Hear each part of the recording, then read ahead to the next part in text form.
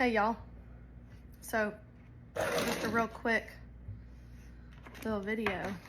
Have you ever had edamame? I love them, and it's a healthy snack. You know, I don't always do healthy, but some days, some meals, some days, but anyhow, whatever. These are off the chain. I seen Valerie, I think it was, had some, and you get them from Walmart. I put them in my Walmart order. Let me get the bag.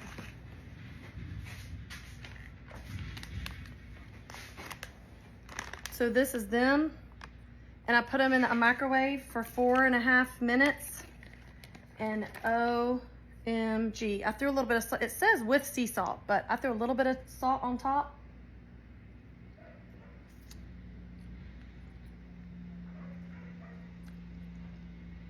They're so good. I think they could have used another 30 seconds to be really warm because some of them are a little cool.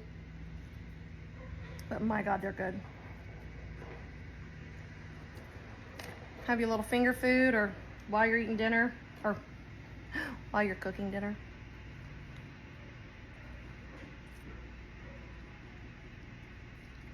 Very good.